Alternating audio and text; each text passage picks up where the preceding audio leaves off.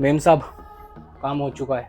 अरे वाह शाहिद, तुमने काम कर भी लिया और मुझे यहाँ तक आवाज भी नहीं आई। मेम साहब, काम मैंने किया है और मैं जो भी काम करता हूँ ना बहुत साफ सफाई से काम करता हूँ। किसी को कानो कान खबर नहीं होती है। ये ना तूने काम बहुत अच्छा किया है।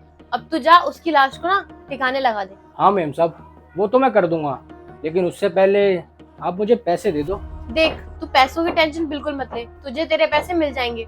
मुझे अभी थोड़ा काम है, मार्केट जाना है, शाम को आके तुझे तेरे पैसे दे दूंगी। और हाँ, एक बात और, ये सारी बातें ना किसी को पता नहीं लगनी चाहिए, वरना मैं तुझे छोड़ूंगी नहीं। समझ गया ना? हाँ मेम साहब, वो तो मैं समझ गया। मैं लाश को ठिकाने लगा दूंगा, लेकिन उससे पहले मुझे आप पैसे दे दो ताकि मैं अपने गाँव चला जाऊँ। मेम साहब, अगर किसी को पता चल गया ना तो मैं बहुत बुरा फंस जाऊंगा। हाँ, ये बात तुम बिल्कुल सही बोल रहे हो। और घर पे ना अभी बिल्कुल भी कैश नहीं पड़ा है। मैं मार्केट जाऊंगी ना तो शाम को एटीएम से पैसे निकाल के ले आऊंगी, फिर तुम्हें दे दूंगी। नहीं नहीं मेम साहब, मैं रुक नहीं सकता। मैंने इतना बड़ा कांड किया है, अगर मैं रुकूंगा तो मैं फंस सकता हूँ। अच्छा रुक, मैं अभी लेके आती हूँ। मैंने कुछ सेविंग कर रखी है, वही देती हूँ तुझे। सिवी, अगर पैसे लाने में कोई दिक्कत हो रही हो तो मैं पैसे ले आऊं।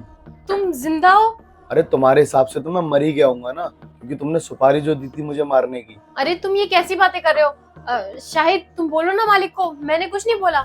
अरे ये क्या बताएगा, इसने तो मुझे पहले ही सब कुछ बता दिया तुम्हारे बारे में। हाँ मेम साहब, साहब बिल्कुल ठीक कह रहे हैं। मैंने आपकी सारी काली करतूत ना साहब को बता दी है। मेम साहब, आपको क्या लगा आप मुझे पैसे दोगी साहब को मारने के लिए और मैं साहब को मार दूंगा? मेम साहब, ऐसा कभी नहीं होगा, ये आपकी गलत फहमी है।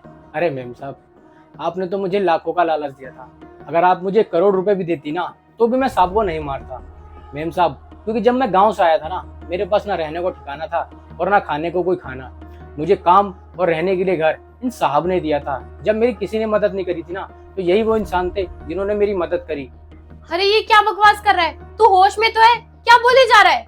बकवास ये नहीं तुम कर रही हो। मुझे सारी हकीकत तुम्हारी पता है कि तुम मुझे जान से मारना चाहती हो।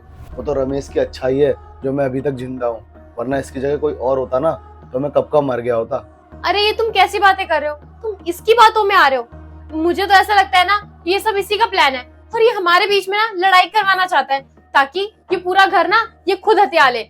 अरे तुम तो अपना मुंह बंद रखो समझी, मुझे पता लग गया तुम कैसी औरत हो।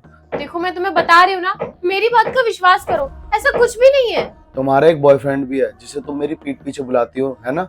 और इस घर को तुम हथियाना चाहती हो। अगर रमेश की जगह कोई और इंसान होता ना, वो पैसों के लालच में मुझे कब का मार चुका होता।